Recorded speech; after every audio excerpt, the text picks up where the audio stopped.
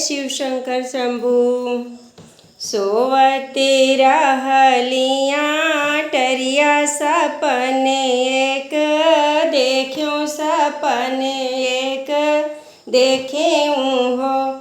सासु दुआरे पे आई एक, जोगिया तो हाथे सुलली है, हाथे सुलली है हो। सासु दुआरा पे आई एक, जोगिया तो हाथे सुलली है, हाथे सुलली है हो।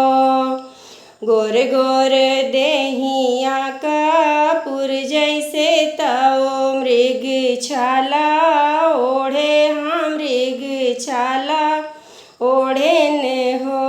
सासु लंबी लंबी कारी कारी केसिया कमरियानु चूमै, कमरियानु चूमाई हो। सासु लंबी लंबी कारी कारी केसिया कमरियानु चूमै, कमरियानु चूमाई हो। दूजे हाथेली है बेल फलवा तो हमें काथा मायने, हमें काथा मायने हो। सासु मुझसे काई दाई गेंदी लासा सुभाई शुभ होई है, सुभाई शुभ होई हाई हो। इतनी बचन सुनी सासु मगन होई, बोलाई मगन होई बोलाई हो। बहुआ जे कर रहलिउ बारतिया दरस ओई दिहे, दरस ओई दिहे हो। देवाधिदेव महादेव ओई त्रिशूल धारी तो ओई त्रिशूल धारी हो।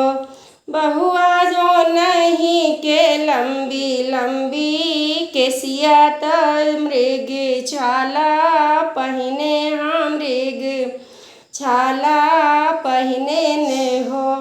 बहुआ नहीं के लंबी जटा कारी तो डमरुआ लेहले ने, डमरुआ हथली है हो।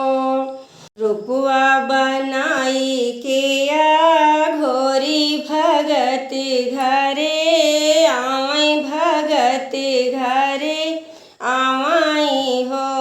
बहुआ सेवका के दरस दिखावई तो मन सापुरावाई, मन सापुरावाई हो। बहुआ सेवका के दरस दिखावई तो मन सापुरावाई, मन सापुरावाई हो। जय हो भोलेनाथ की।